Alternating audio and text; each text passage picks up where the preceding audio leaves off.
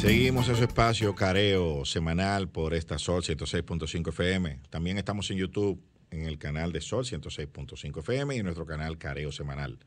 En Instagram también estamos en Careo Semanal, al igual que en Twitter y en Facebook. Y ya tenemos a nuestro invitado en Q. Como dice Luis Polanco, plato fuerte hoy, porque tenemos al profesor, mi maestro de la universidad y profesor de muchos abogados en este país. Referente. Tremendo jurista, el licenciado Eduardo Jorge Prats. Eduardo, bienvenido, mi maestro. Buen día, pues un placer poder comparecer aquí a este careo. Mi primera vez, que espero que después de terminar de hablar no sea la última. Así lo esperamos nosotros también, doctor. Bueno, Eduardo, vamos a comenzar por el tema que está en la palestra, que es la instancia del amparo que ha sido depositada por el Partido de la Liberación Dominicana en el Tribunal Superior Administrativo. Nosotros queremos saber el contexto, ¿no? En qué se da, cuáles son los objetivos y demás. Bien, como ustedes habrán visto en la prensa, el PLD interpuso una acción de amparo para tutelar o proteger el derecho fundamental que tiene, derivado de los derechos políticos, a ostentar la segunda mayoría, tal como establece la Constitución, en el seno del Consejo Nacional de la Magistratura, en específico la representación senatorial, pues en el caso de la Cámara de Diputados le fue reconocida. Este amparo fue interpuesto ante el Tribunal Superior Administrativo y es un amparo que, como todo amparo, es urgente, pero que en este caso ha sido calificado por el tribunal como un amparo de extrema urgencia, puesto que ya el Consejo esta misma semana celebró su primera reunión e incluso el lunes tiene otra reunión pautada para las 8, lo cual hace mucho más urgente este amparo, que esperamos pueda ser conocido en cuanto al fondo este lunes. ¿La audiencia es el lunes? La audiencia es el lunes a las 9 de la mañana en el Tribunal Superior Administrativo, en su condición de juez de jurisdicción de amparo. Bien, ¿y cuáles pudiesen ser las derivas que puede tomar este asunto? ¿Y es esta la única acción que se tomaría a nivel jurisdiccional? Bueno, el amparo, como decía, busca la tutela de ese derecho para que, por un lado, se suspendan las sesiones del Consejo Nacional de la Magistratura, por eso ha sido puesto en causa el propio Consejo, y por otro lado, que se ordene al Senado que conozca de nuevo la designación del representante de la segunda mayoría para que se le reconozca al Partido de la Liberación Dominicana, que conforme la mayoritaria interpretación doctrinal de las disposiciones de la Constitución, pues corresponde en este caso al Partido de la Liberación Dominicana, por ser el partido que más votado y que obtuvo más senadores, independientemente de la decisión de algunos senadores de emigrar a otras fuerzas políticas. La disposición constitucional parte de lo que es el dato objetivo del resultado electoral, tal como lo establece la Junta Central Electoral, los boletines de cierre, el boletín final al cierre de las elecciones. Y no es la única acción, lógicamente, puesto que el PLD había establecido también a través de nuestra representación y de los compañeros Julio Curi, José Dantes Díaz, Roberto Medina y Luis Sousa, había establecido una acción directa en inconstitucionalidad, de la cual se desistió para darle oportunidad al Senado de que pudiese tomar su decisión. Al no tomar la decisión constitucionalmente válida, por eso el PLD ha establecido este amparo, pero quedan abierta esa vía de la acción directa y eventualmente, si el tribunal no falla a favor del PLD conforme a la Constitución, pues entonces habría la posibilidad también de un recurso de revisión ante el Tribunal Constitucional. Esas son básicamente, a grosso modo, las acciones disponibles por el momento, en principio, ¿no? Y las reservas.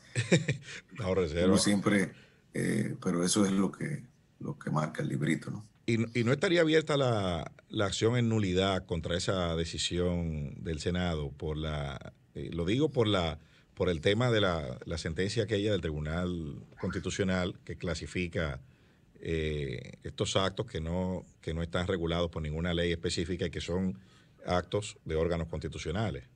Sí, esa es una buena pregunta.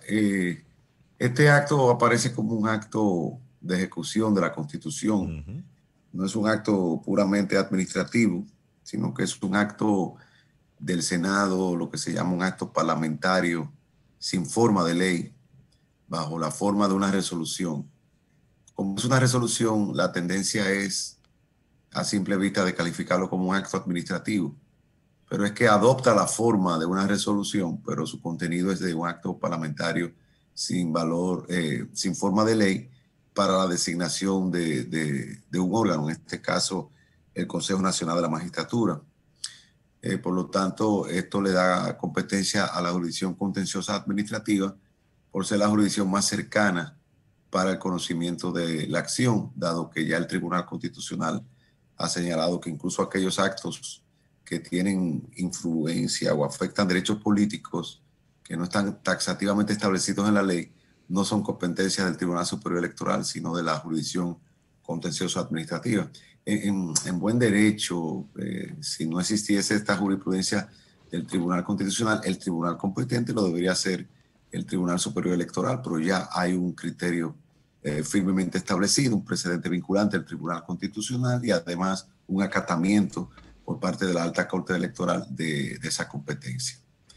Eventualmente, una acción de nulidad, como tú señalas, debería conocerse en principio en el Tribunal Constitucional, porque nosotros acudimos a la jurisdicción contenciosa administrativa en amparo, al ser el amparo la vía más efectiva, de hecho la única efectiva, sí, para suspender las reuniones del Consejo y para eventualmente ordenar al Senado conocer de nuevo la designación del senador de la segunda mayoría en el Consejo Nacional de Magistratura y así respetar ese derecho fundamental del partido, porque eso es lo más importante. La Constitución habla de el partido que ostente la representación de la segunda mayoría. Es una prerrogativa del partido y el partido comparece como persona moral, como persona jurídica, titular de esa prerrogativa fundamental que la propia Constitución le establece y que le fue otorgada por la voluntad popular, por la voluntad electoral expresada. Por eso designar a un miembro de la Fuerza del Pueblo, un partido que apenas obtuvo un 3 puntos y algo por ciento, apenas 200,000 votos, como la segunda mayoría, es un fraude a la Constitución y un fraude a la expresión de esa voluntad popular que se manifestó el 5 de julio de este año. Y que eso pudiese abrir la compuerta a toda clase de tratativas, de construcción de mayorías fraudulentas, incluso de que aparezca un partido que ni siquiera haya participado en el proceso y que un grupo de congresistas pues se adhiera a ese partido y que entonces ese partido a partir de ese momento, sin haber participado, ostente una mayoría. No, y podrían crearse partidos judiciales, porque podrían surgir, tanto en la Cámara de Diputados como el Senado, estos partidos cuya única función es la de influir en la designación de las altas cortes. Es muy peligroso, como tú señalas. No, ya en 2016, frente a un intento de desconocer la segunda mayoría del Partido Revolucionario Moderno, nosotros sostuvimos esta misma posición. Lo que pasa es que algunos de los líderes del PRM no piensan igual que como pensaban hace 4 años. Como dice el viejo adagio, una cosa es con guitarra y otra cosa con violín. Pero uno no puede manejarse jurídicamente como Groucho Marx, que decía, aquí están estos principios y si no te gustan estos, tengo otros. No, el principio de la segunda mayoría sigue siendo el mismo en 2016 y en 2020. No solo los dirigentes del PRM piensan distinto ahora. Yo he visto Sí, personeros de entidades de la sociedad civil que también han cambiado de repente su pensar sobre esto y otros haciendo un silencio que preocupa bastante. sí, Eh, es penoso, es penoso. Yo creo que lo más lamentable de esta situación es que se está generando un precedente funesto. Eh, Podrían surgir esos partidos judiciales con el transfugismo de los legisladores, pero en el fondo estamos en presencia de lo que en politología se llama un gobierno que selecciona a su oposición, un poco lo que se le achaca a Maduro ahora en las elecciones.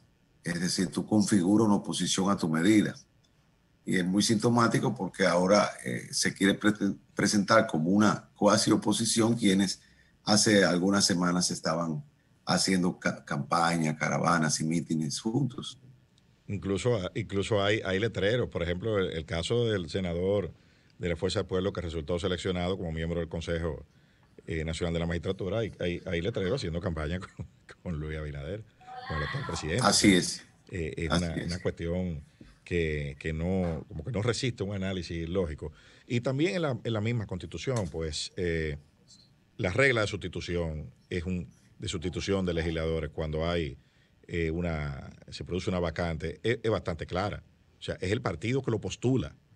O sea, el criterio es el partido que lo postula. De repente ahora es el partido al que pertenece. Y la otra interrogante es o inquietud que surge a raíz de esta interpretación que le ha dado el Senado a este tema de la segunda mayoría, el miembro, el senador miembro del Consejo es designado por los 4 años. ¿Qué sucedería si esa segunda mayoría cambia el año que viene? ¿Quién ostentaría Pero ahí tú has dado un punto clave. Precisamente la segunda mayoría tiene que establecerse a partir de un dato objetivo, que es Exacto. el dato de los resultados electorales. Y fíjate, esto es muy importante. No es solamente la votación, la segunda votación popular, porque puede ocurrir, por ejemplo, que el PLD obtenga la segunda mayoría ganando, por ejemplo, en 10 provincias del sur, de la frontera y de la línea noroeste, que son menos pobladas. Y puede haber un partido que tenga mayor votación a nivel senatorial. Pero si el PLD obtuvo más senadores, pues le sigue correspondiendo la segunda mayoría. Entonces, digamos, es el dato objetivo de la votación popular que te da el mayor número de diputados o de senadores, y eso no está sujeto a, eh, digamos, a lo que posteriormente, lo que es es decir, cuando la Constitución habla de partido y bloque de partido, no se está refiriendo a los grupos parlamentarios, que como tú bien sabes están regulados en el reglamento de ambas cámaras. Ese no es el caso. Estamos hablando de los partidos y bloques de partidos tal y como configuraron, porque la Constitución habla de que tiene que ser de un partido diferente al del presidente de cada cámara, la mayoría, la segunda mayoría congresual. No, y no solo la Constitución, tampoco la ley de régimen electoral, cuando en la parte donde habla de los certificados de elección, establece el partido por el cual fue el partido y todos los aliados por el cual fue Sí, seleccionado ese senador, y el senador miembro del Consejo de la Magistratura que representa la segunda mayoría pertenece al mismo, fue el candidato del partido del presidente del Senado. lo que sostienen ellos es Programa de que coalición también. ya después de las elecciones desaparece ya. Y pero el certificado no desaparece, Claro, el certificado sigue ahí. Incluso cuando claro. usted se cambia de partido, el certificado sigue siendo el mismo, desaparece. Pues una de las cosas que dice el certificado es, además del cargo, es el periodo de tiempo por el cual usted fue electo. Claro. Hasta que no. Y la conformación del Consejo responde al mandato electivo por el tiempo que lo declara la Junta. Es Así decir, es.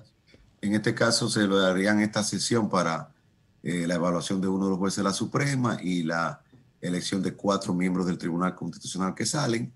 Y entiendo yo que en diciembre de 2023 habría otra salida de rotación en el Tribunal Constitucional y sería, si no me equivoco, sería esta conformación la que, la que incidiría en eso. Fíjense la influencia que tiene esta conformación, porque el perfil y la impronta de la alta corte no va a poder ser diseñada con la colaboración y el consenso de quien es la segunda fuerza electoral del país, que es el Partido de la Liberación Dominicana. Y en el centro, un fraude a la Constitución, un fraude a la voluntad popular y además un fraude al modo de elección y de conformación de las altas cortes y demás órganos constitucionales. y en medio de ese camino también está el Tribunal Superior Electoral, que es el año próximo. Así es. Claro, se me pasaba esto. Entonces, de eso la importancia de que la primera minoría, es decir, que es la segunda mayoría, pues pueda participar en esa conformación. Son cosas gruesas que las que se están manejando ahora. No es impertinencia, como algunos entienden, que es una especie de ejercicio del derecho constitucional al pataleo, no. Estamos hablando de un principio fundamental de nuestro orden político constitucional. Doctor, y está claro la intención del constitucionalista cuando... El constituyente, perdón, de cuál era la intención, qué es lo que se buscaba. No era el equilibrio de las ideas y el equilibrio de los poderes para que el resultado de esas altas cortes fueran equilibradas. No estaba claro, no está claro, no se tomó en cuenta eso a la hora de esa decisión. A la hora de la designación se pasó por alto lo que fueron los precedentes que existían. Y si ustedes verifican en el portal del Partido de la Liberación Dominicana, que está colgado en nuestros recursos, son unas 584 páginas, ahí están las actas, ahí está la expresión de los diferentes legisladores. Y eso forma parte de lo que es la interpretación de la norma. De hecho, si ustedes analizan la prensa, si un vistazo a vuelo de pájaro le revelará que la gran mayoría de la doctrina sostiene que la segunda mayoría congresual le corresponde al Partido de la Liberación Dominicana.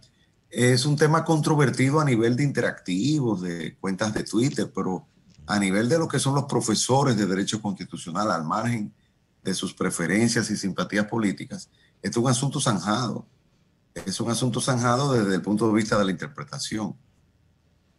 Es decir, lógicamente, estamos en un mundo donde la opinión de un jurista pesa igual que la de un tuitero dedicado a la gastronomía. Humberto Eco. O a la ingeniería. Exacto.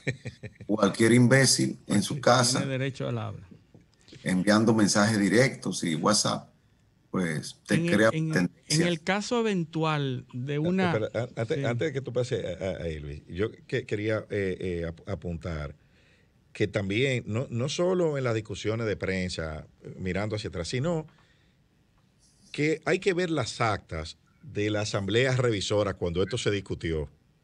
Porque cuando se estaba en el proceso de la redacción y la discusión de la Constitución, eso se discutió. Se discutió y ahí están las actas, lo que dijo cada quien.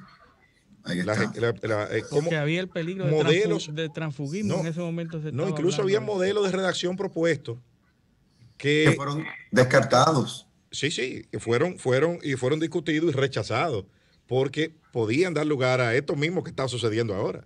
Eso se discutió y eso, es más, esas discusiones tienen nombre y apellido. Claro, ahí está el diputado Cedeño. El diputado Eugenio Cedeño, que hoy es del PRM. Sí. Que redactó.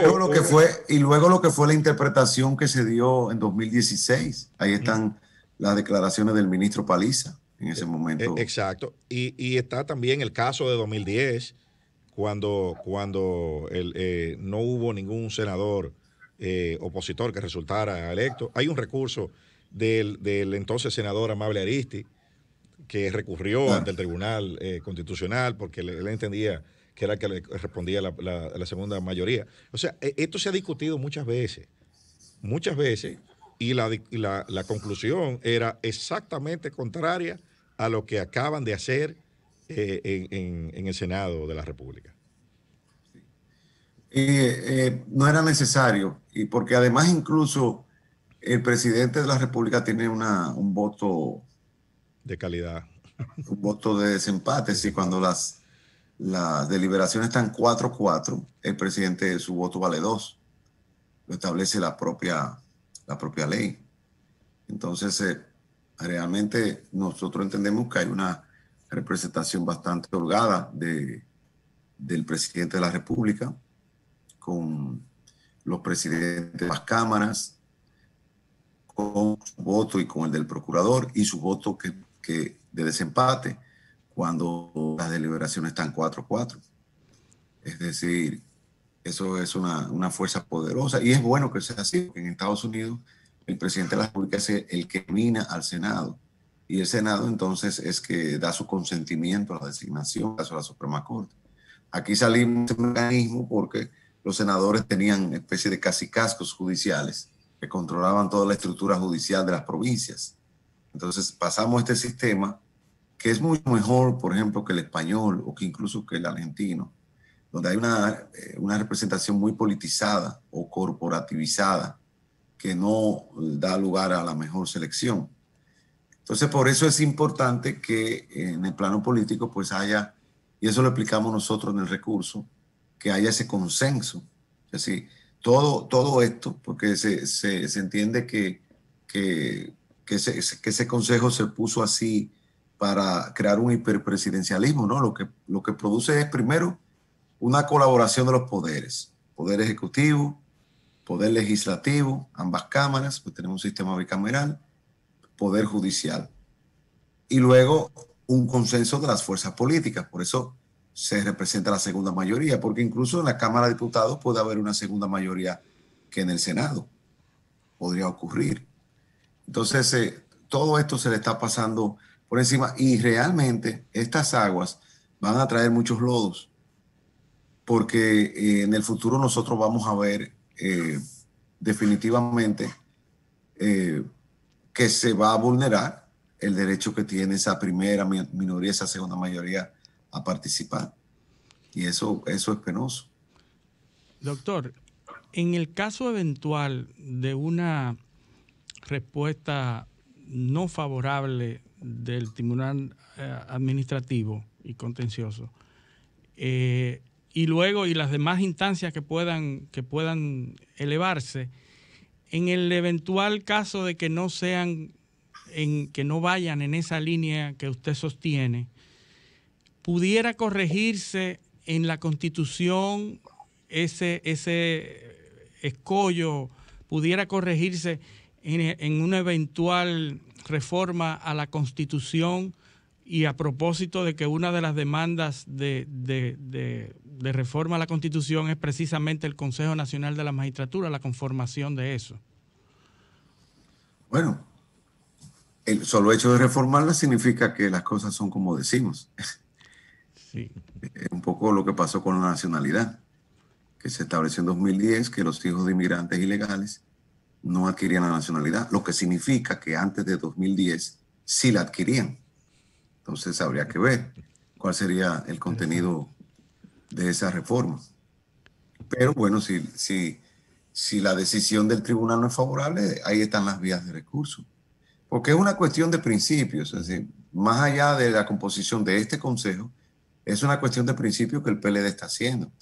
El PLD está haciendo una defensa de un principio democrático, de un principio de participación política y de un principio de defensa de lo que es el Estado democrático, de lo que es la voluntad popular. Esto va más allá de los intereses meramente coyunturales de la conformación de las altas cortes, porque a final de cuentas la conformación de las cortes depende mucho de lo que es la mayoría. Lo que hay es una participación de la minoría, de la primera minoría, pero a final de cuentas es bajo la administración del presidente Abinader que se deja la impronta de lo que serán estas altas cortes. Pero el principio per se sobrevive a esta coyuntura política. Y esa es la defensa de principio que está haciendo el PLD. Y que los temas constitucionales no pueden verse con o medirse con el rasero del inmediatismo. Porque ahí es que está el problema. O sea, las constituciones no son para coyunturas específicas. Se supone que son textos que a los que hay que garantizar una permanencia en el tiempo para que las instituciones se puedan adecuar en función a esa realidad. Pero si aquí comenzamos a hacer cosas y entonces... Además, ¿cuál sería el sentido de la reforma? Exacto. Vamos a coincidir que desde el punto de vista de la ingeniería constitucional debemos favorecer un sistema en donde se dinamite los partidos como articuladores de la voluntad popular para permitir un transfugismo y una representación en el Consejo Nacional de la Magistratura que no dependa de los partidos que ostentan las mayorías electorales. No, y donde usted vulnere el mandato que usted mismo en la misma Constitución le da a los partidos políticos, de ser los vehículos corporativos mediante los cuales se manifiesta la voluntad popular a través de la presentación de candidatura a cargo de elección. O sea, usted por un lado dice eso, y entonces por otro, cuando esa voluntad popular se manifiesta, usted la cambia o permite que alguien la cambie. Sí. Entonces, eso no tiene sentido y no tiene precedente ni referente a nivel del derecho comparado. Eso es totalmente absurdo. Y es lo que pasa en República Dominicana.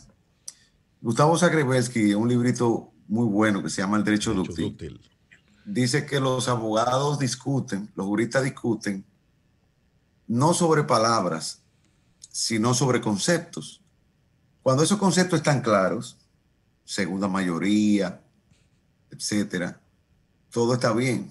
Pero cuando no están claros, todo se convierte en una torre de Babel, en una discusión sin sentido. Y es lo que ocurre con muchas discusiones aquí, porque realmente la discusión pública en nuestro país se ha deteriorado, porque no es el tema de que no puede haber una opinión totalmente objetiva, porque cada uno tiene unos determinados prejuicios. Es decir, hay juristas que tienen una determinada concepción del derecho y eso influye. Y muchos de nosotros incluso tenemos militancia política, como es el caso mío. Eso en modo alguno significa que las opiniones que uno pueda expresar sean opiniones que tengan que estar parcializadas, porque aunque en derecho 2 más 2 son 4, pero hay cosas que son totalmente innegables, como esta que se acaba de decir. El sistema electoral, el sistema político dominicano es un sistema básicamente de democracia representativa organizado a través de partidos que son los que articulan la voluntad popular, son los que articulan el menú político electoral. Sin partidos fuertes, consolidados, no puede haber democracia, porque precisamente son los partidos los que contribuyen a que el pueblo pueda expresarse de modo organizado. Porque si no, el pueblo se expresaría como en tiempo de Jesús. Sí, que suelten a Barrabás, que maten a Jesús mediante hurras. Sí, no, muerte, que viva, pero no podría expresarse de modo articulado políticamente.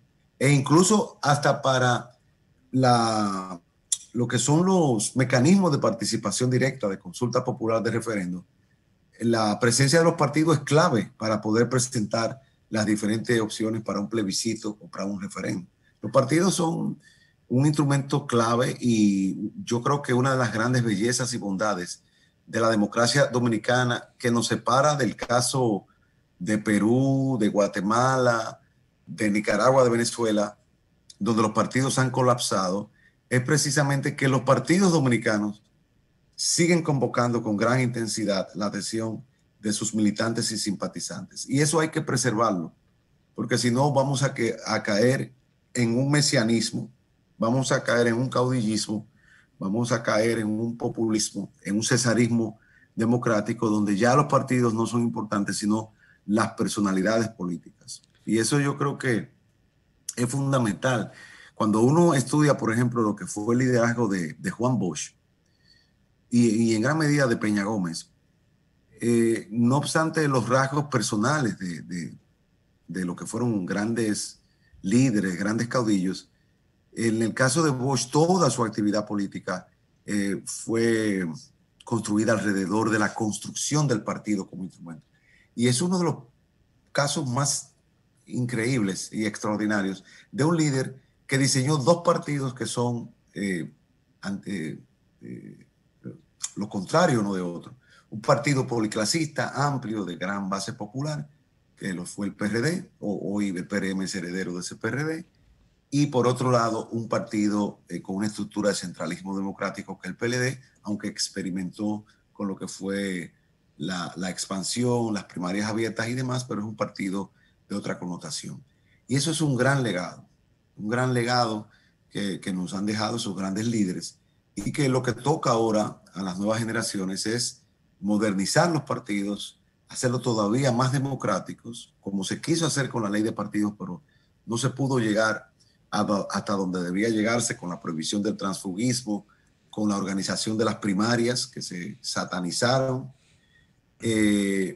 Y creo que lo que está en juego el lunes también es el futuro de los partidos, porque si la segunda mayoría electoral del país, que es el PLD, no puede asegurar, ostentar su representación del Consejo, solo por una interpretación arbitraria de la mayoría del Senado, nosotros estamos mal, porque así comienzan muchos regímenes, es decir, con interpretaciones como esta, donde se impone la mayoría y la mayoría le cierra la puerta al partido adversario, que considera prácticamente un enemigo. Y no solo eso, Eduardo. Es vaciar, lo que se está haciendo ahora es vaciar prácticamente de contenido el 216 de la Constitución. Porque vamos a poner un ejemplo, ¿no? Un senador, yo no sé si el senador Bautista Rojas Gómez ganó una primaria en su partido o no. Entonces, ¿dónde está la democracia interna? O sea, un senador no se somete a ningún proceso interno de validación por nadie en su partido, sino que de dedo le dan una candidatura que alguien se reservó, entonces lo traen y lo colocan como si fuera una segunda mayoría. O sea, ahí está, ¿dónde está la democracia interna? No la hubo. Entonces tú estás premiando, es el tipo de cosas que estás premiando como sociedad. La verdad es que es difícil de clasificar lógicamente, desde la lógica constitucional y jurídica, lo que se está haciendo. Ahora, Eduardo, el presidente Abinader ha dicho que va a proponer o va a propiciar existe la intención de propiciar una reforma constitucional. Y ya saliendo un poquito de lo que es la instancia del PLD, viendo ya una cuestión macro, ¿cuáles puntos? Ya digo, de hecho también ha señalado que la intención es modificar la composición del Consejo de la Magistratura para sacar a la figura del procurador y posiblemente cambiar el mecanismo de asignación del Procurador General de la República. ¿Cuáles otros aspectos tú entiendes que pudiésemos estar visitando como sociedad o que ameritan atención en una posible reforma? Siempre la Constitución puede ser mejorada, porque cualquiera que se hace un hemograma y se hace un perfil ejecutivo en Amadita o referencia, siempre encontrará un indicador que mejorar: colesterol, triglicéridos, y lógicamente hay muchos aspectos como esos que se señalan. Yo siempre he sido de la inclinación a que la operación de corazón abierto, de cirugía mayor, de una reforma constitucional se haga cuando haya elementos importantes que modificar. Porque veamos, la presencia del procurador. Se acaba de designar una procuradora que toda la sociedad considera una procuradora independiente, con una trayectoria incuestionable. ¿Por qué el presidente va a renunciar a esa participación que le permite dejar su impronta en la conformación de las altas cortes? El presidente ha dicho que no está pensando en reelección, lo cual es correcto, porque apenas acaba de empezar este periodo, pero ¿para qué prohibir la reelección si ya se permite un periodo más, si es la única manera de premiar o de castigar una buena o mala administración? Entonces, no veo ningún problema importante que pase por una reforma constitucional. No lo veo. Lógicamente, si se va a hacer esa reforma, bueno, habrá que ver, salvo eso que se ha mencionado, no veo cuáles son los grandes elementos. Incluso se ha dicho que se va a blindar. Se va a hacer una reforma para blindarla. Esas son ideas de Leonel Fernández, que ya la expuso en 2015. Hablaba de que había que blindarla para que no fuera tan fácilmente modificable, pero gracias a Dios que se puede modificar, porque por poderse modificar es que hemos salido de crisis como hubo en 1994, ¿no? Una constitución tiene que ser lo suficientemente rígida para que no se modifique fácilmente por cualquier quitarme una paja, pero no tan difícil de modificar que nos obliga a nosotros a hacer una revolución para cambiar sus preceptos. Entonces, yo realmente no es que me opongo a una reforma, pero quisiera que alguien me explicara cuáles son esos elementos tan importantes, porque incluso el otro día había un jurista que señalaba todas las leyes que están pendientes de ser aprobadas para hacer en realidad esta pequeña constitución, que como ustedes ven, es una constitución de bolsillo. Esa es la que hay que tener antes de que cierre el toque de queda como arma de reglamento de todo ciudadano para defenderse. Realmente no se han aprobado un conjunto de leyes que tienen que ser aprobadas. Por ejemplo, la ley de la jurisdicción contenciosa administrativa, por citar una de las más importantes. El ordenamiento territorial.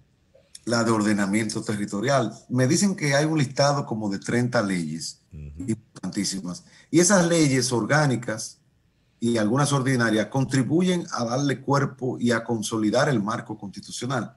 Entonces, ¿para qué abocarnos a abrir esa compuerta de una reforma? Pero ¿por qué hacerlo en un momento de crispación, de sometimientos judiciales, de pandemia?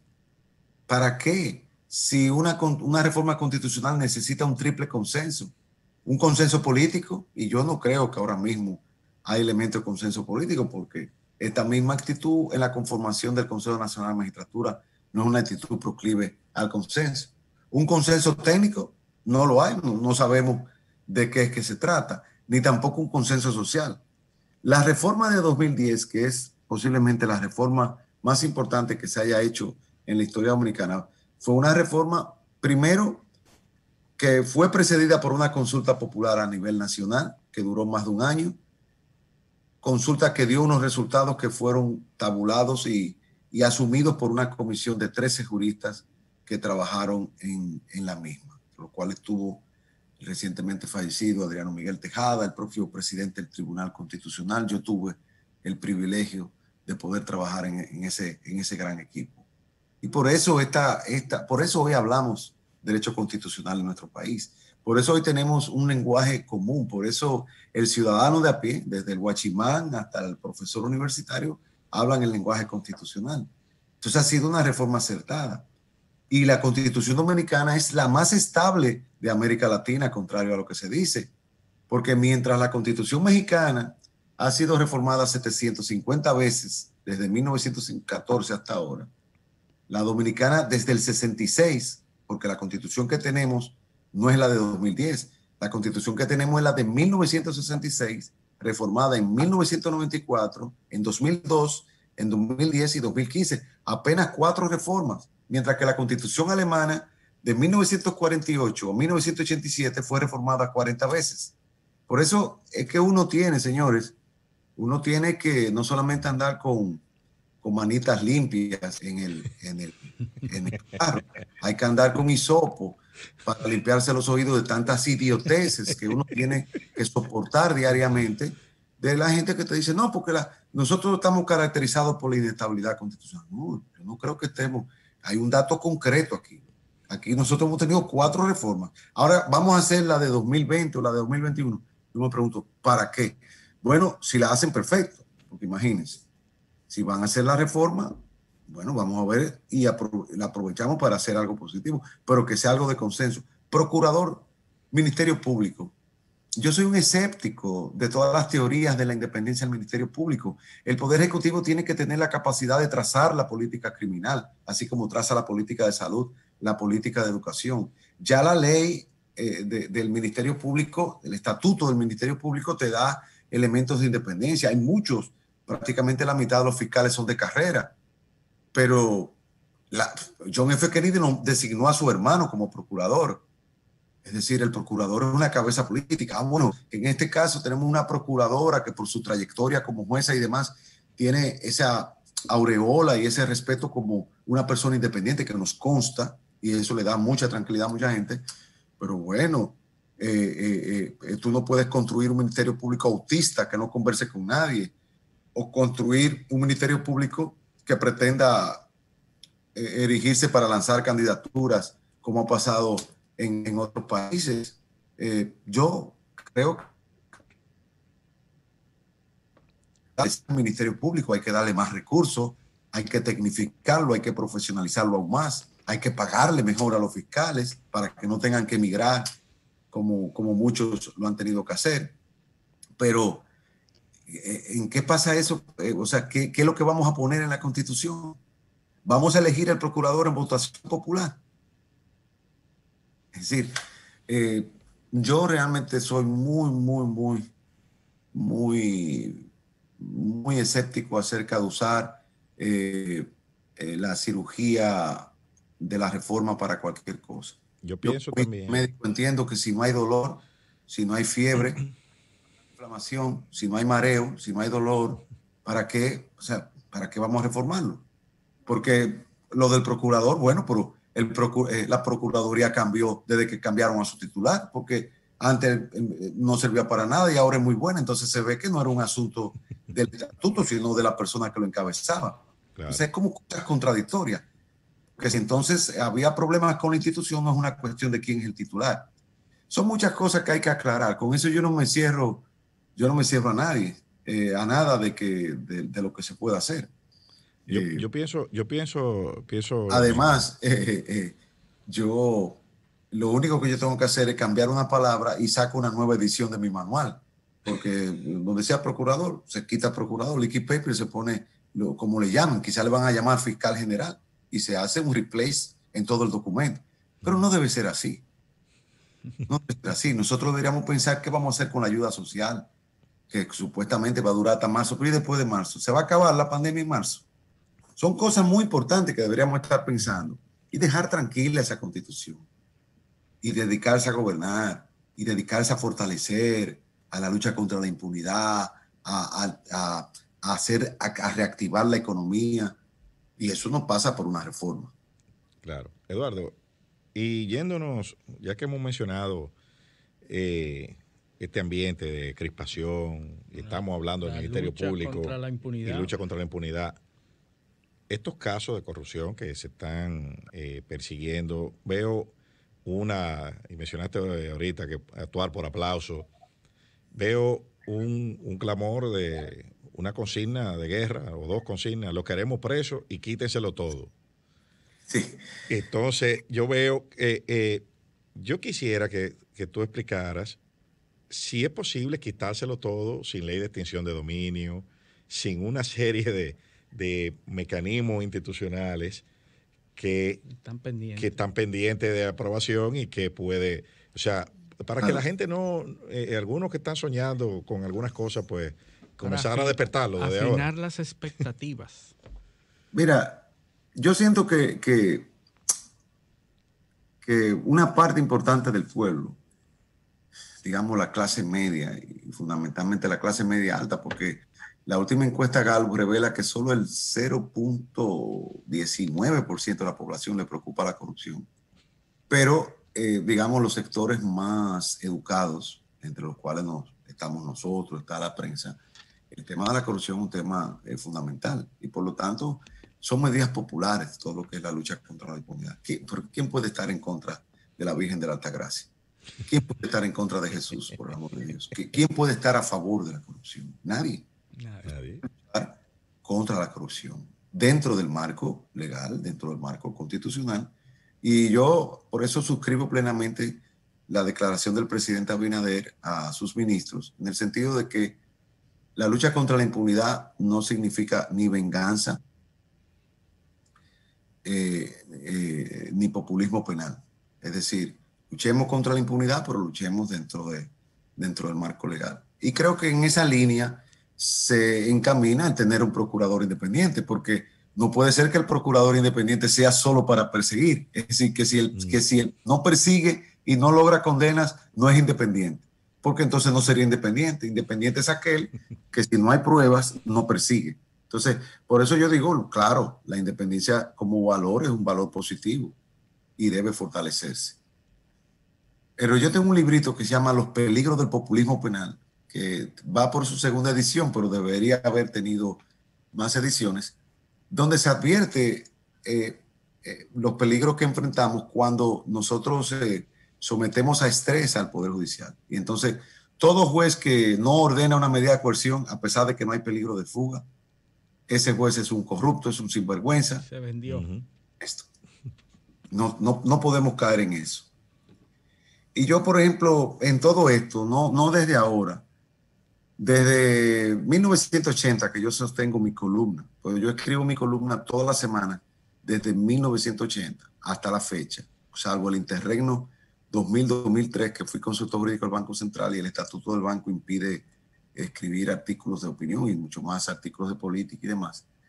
Escribí un artículo sobre el terror preventivo, que fue esa lucha contra mi tío Salvador Jorge Blanco, que fue una persecución política disfrazada de persecución judicial. Y mi tesis de grado, que fue el debido proceso, yo la hice el mismo año que fue apresado mi tío. Mi asesor de tesis fue Adriano Miguel Tejada, que en paz descanse. Y yo te diría que los abogados muy temprano deciden ser o abogados de defensa o fiscales o jueces. Yo nunca me vería como fiscal, porque es que me resulta muy difícil levantar el dedo acusador con una presunción de inocencia como es, pero admiro y respeto el trabajo del fiscal. Y como juez tampoco me vería, porque es muy difícil, para mí es muy difícil no tomar partido. Yo siempre tomo partido. Podré estar equivocado, pero le digo a mis estudiantes, ahora a los más recientes, que yo siempre tengo la razón. Soy el único ser humano que tiene siempre la razón porque únicamente tomo los casos en los cuales creo que la tengo. Porque si es difícil que te den la razón cuando tú la tienes, qué difícil será que te la den cuando tú no la tienes. Yo te diría, concluyendo, que sí, estoy a favor de la lucha contra la impunidad, pero siempre dentro del marco legal y respetando los derechos del justiciable, porque personalmente como familia he sido víctima de esos atropellos y la verdad es que no quisiera ver a ningún ciudadano ver conculcadas sus libertades por la lucha por la corrupción.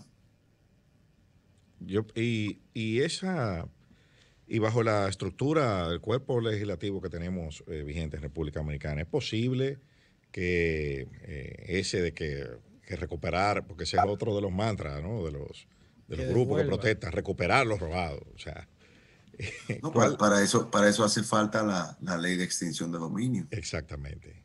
Y fíjate, yo creo que nosotros debemos probar esa ley de extinción de dominio.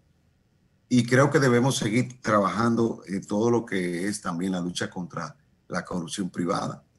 La corrupción privada es muy grande, es decir, grandes corporaciones en República Dominicana, no que se vean envueltas en corrupción pública, sino que son estructuras que han sido permeadas por redes privadas de corrupción, a nivel, por ejemplo, de los proveedores, en defraudación de los accionistas, de la administración.